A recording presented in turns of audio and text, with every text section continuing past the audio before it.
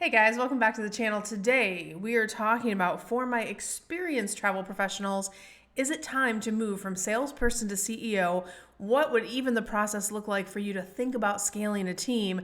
And what does the next evolution of you entail? If that sounds like fun, keep on watching. That's what we're doing on the show today.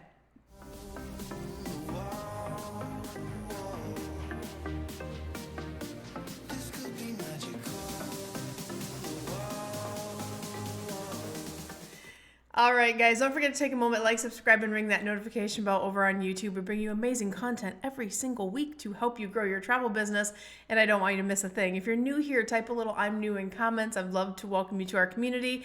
And if you are new, you might not know who I am. My name is Cyndi Williams. I'm the CEO and founder of Wanderlust Campus, and we help thousands of travel entrepreneurs at all different stages of their growth help scale their businesses. But today, we're specifically talking about you experienced agents. You've been wondering, what would it be like to start a team? Can I scale a team? What are the things I'd have to do before that process?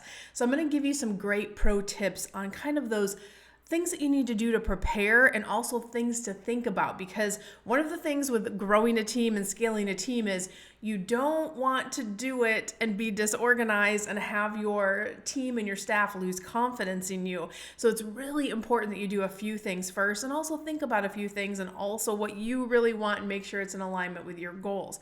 So let's talk about the very first thing that I think is important.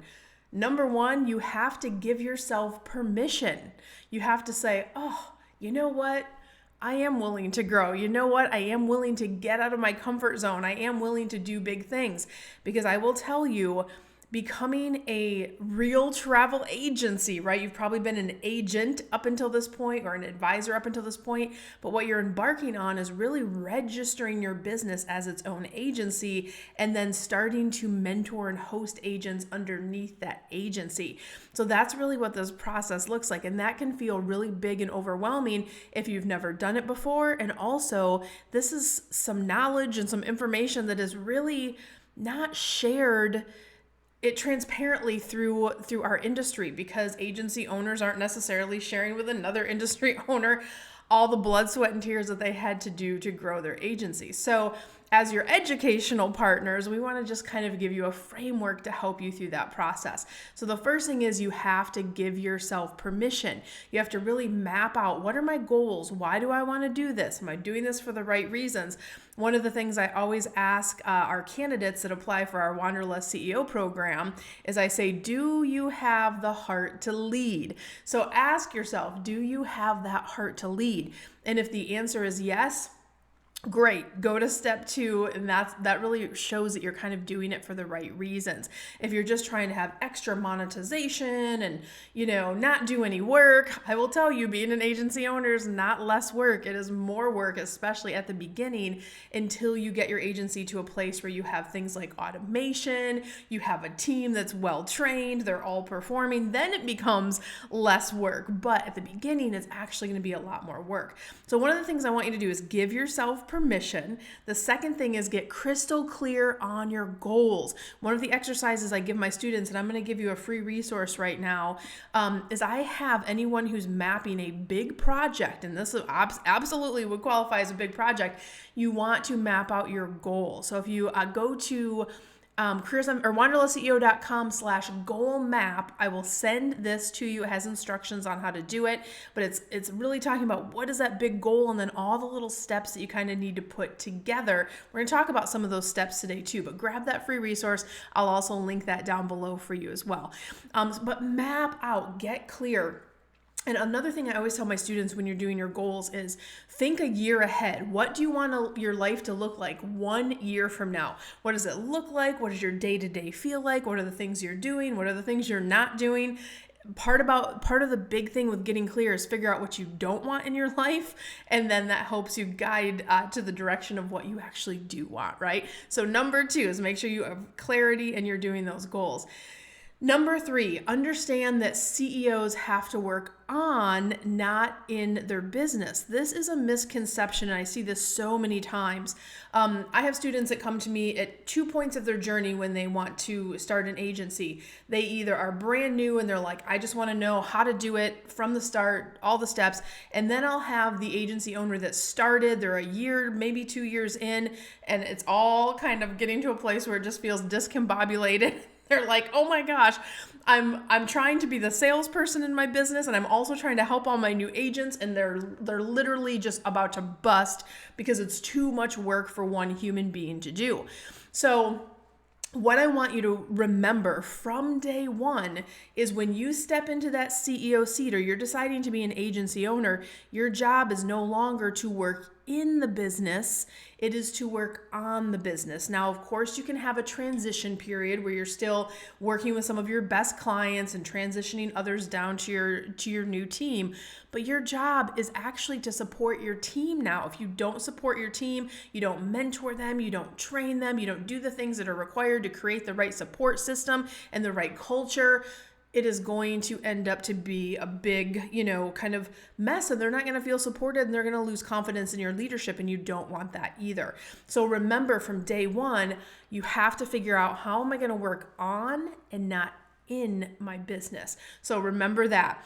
Now, some other leadership things I want you to do an audit on. Some of these things you already may have the skill set for, so you can just check them off. But I'm going to run down a list of things that you either want to learn about, you want to grow in your leadership to make sure you're prepared, because all of these things on the list I'm about to give you are things you're going to run into as a new agency owner. How to hire and fire. Make sure you have a comfort level with that. The reality is sometimes people they're really excited about being a travel advisor, travel agent. Maybe they're a fit for your company, maybe they're not. So how do you have that delicate conversation of letting someone go? How do you go through the process of hiring? If you've never done that before, you can learn these things. So rest assured you can learn them, but just know that that's one you want to be prepared for, because from day one, you're going to start hiring. And then also, if something goes wrong, you may have to what we call free up someone's future. Number 2, coach and manage performance. This is a big one. If you have never coached performance in a setting to improve someone else's performance, this is one that you may have to do a little bit of homework on and also practice.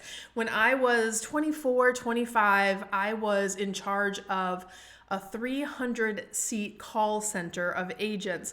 And I was the manager, and then I had 14 or 15 supervisors that worked for me. And then it was their job to coach the agents who worked on each team. So, and I had been a supervisor and trainer in the past. So I had a lot of experience coaching in that one-on-one setting, and then my job became to coach the supervisor, to coach the agents. But there's something about the practice of coaching with different human beings and understanding what motivates you and I is not always what motivates the person that you're coaching. There's a lot of psychology that goes into that. There's a lot of science that goes into that. And really, you have to do it also to get better at it. There are some things that you definitely can prepare to be a solid performance coach.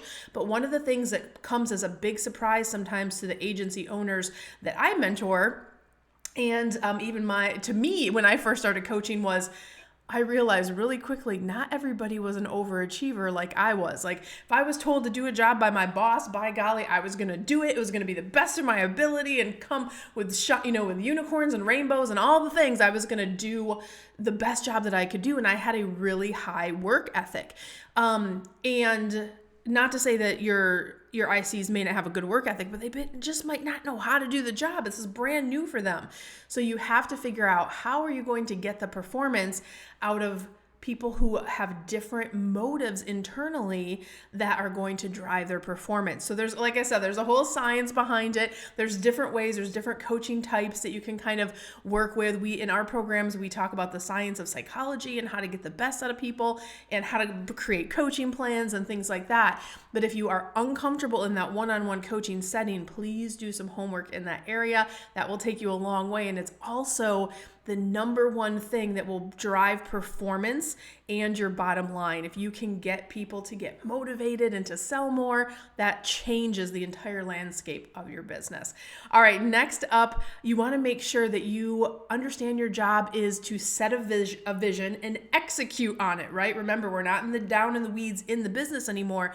Your job becomes, what's my big vision and what are the decisions I need to make, the things that I need to do in order to execute on that vision. So you need to have that big planning kind of thinking for your agency, especially if you're trying to get to be like a $5 or a $6 or a $10 million agency. Planning will go into that process. And those are doable things. We help our students kind of get to that stage all the time when they're scaling their agencies, but know in advance, planning and that management will be a big part of that.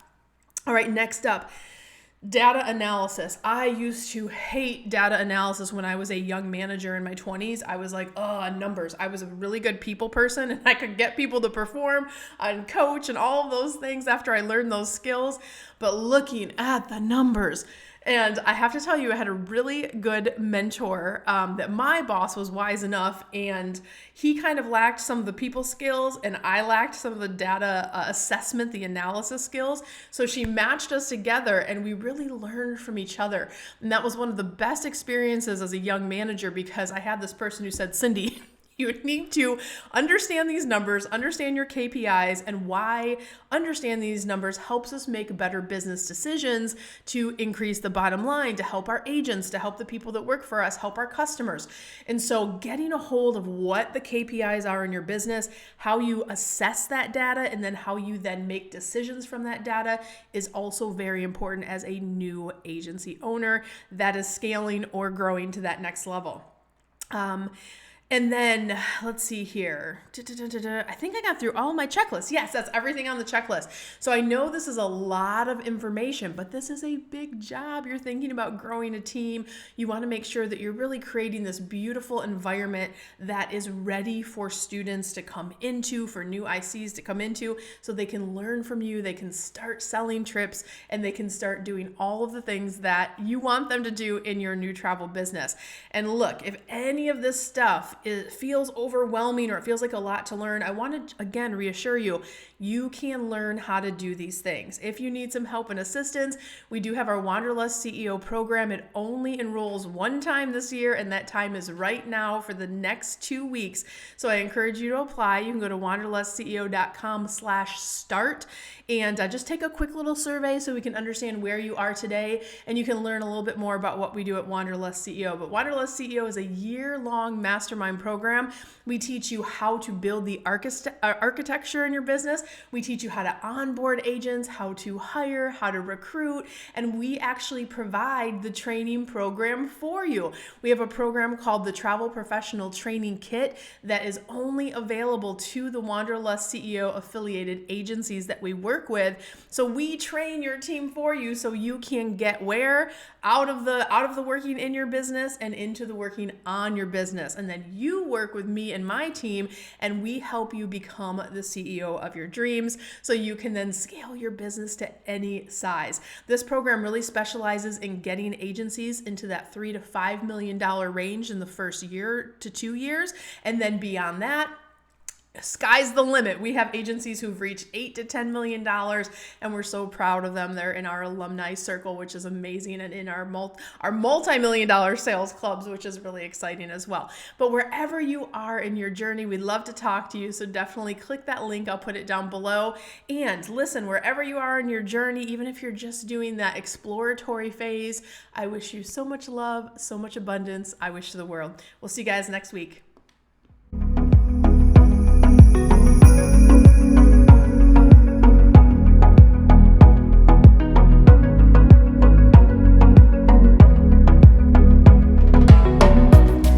Cyndi Williams here. If you like that last video, make sure you check out all of the other content on our channel. And if you want to follow along and travel with me around the world and see how I run my amazing travel brands and get some great tips on how to grow your own, make sure you check out that other content. I'm going to drop a couple videos here. Click those links. I'll see you next time.